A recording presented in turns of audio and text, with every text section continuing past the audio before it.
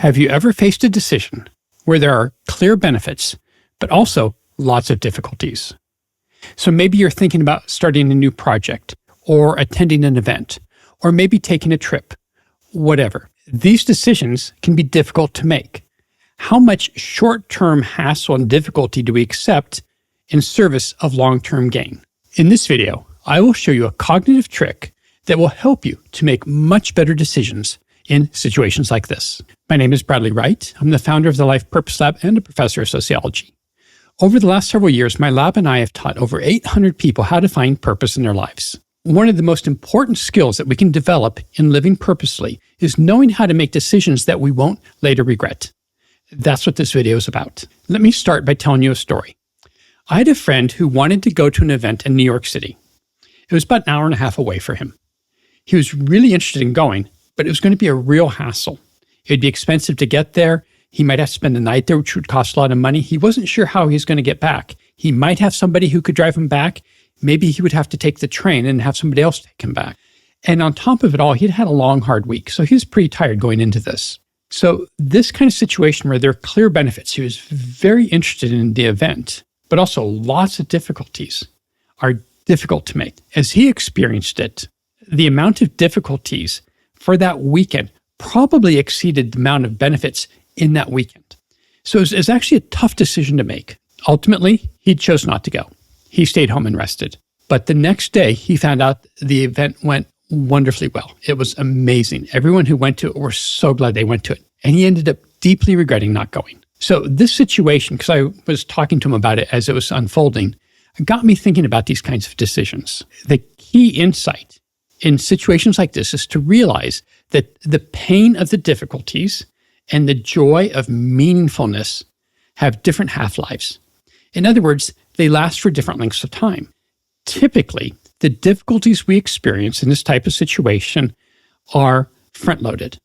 They're real pain, but after a couple of days, we kind of forget about them. In contrast, the meaning that we get stays with us.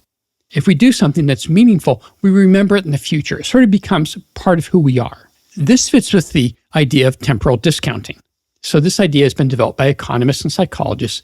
And what it points to is that we have different weights of costs and benefits depending on where they are in the future. We weight the present more than the future in our decision making. So in situations like we're talking about, the difficulties are in the present. A lot of the payoff is in the future. We tend to overweight the present. This is where regret comes in. Often, we regret the things that we don't do because we overweight the present difficulties, but we underweight the long-term meaningful benefits.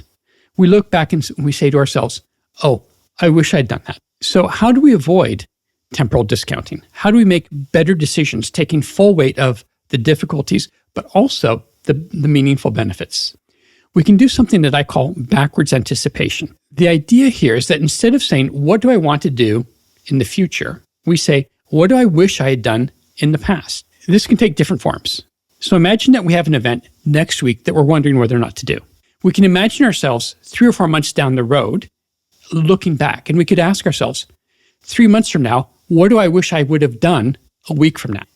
Or we can root ourselves in the present and say, if this event happened 3 months ago, what do I wish now I had done then? So do you see how we're sort of playing with time and our perspective? When we do this cognitive reframe, what it does is that it helps us to appreciate the long-term benefits because it puts us in a temporal sense closer to them. It also helps us to discount a bit, or at least not overweight the present-oriented difficulties. So with my friend and his event in New York City, what he could have done was say, 3 months from now, what do I wish I would have done this weekend? If he had done that, I think he would have gone. So by pretending we're in the future and looking back, or by being in the present and looking back, we can modify our experience of benefits and difficulties in a way that helps us to avoid temporal discounting. This helps us to make more meaningful decisions, which leads to less regret. I would encourage you to try this cognitive reframe with the decision you have coming up. Think of something in the coming weeks or months or even years that you're wondering whether or not to do, and it's not obvious. Think that you are actually past it in terms of time looking back on it. What do you wish you had done? One way of doing this is to simply write out, several months from now, what do I wish I had done with this situation? In the comment section, I would love to see how you approach this. I would love to see how it works for you and what you apply it to. When we face these kinds of decisions, one of the difficulties that we face is fear. If you want to learn more about the relationship between fear and purpose, and especially how to engage fear constructively so that we can act purposefully, you can learn more about it in this video. Until next time, thank you.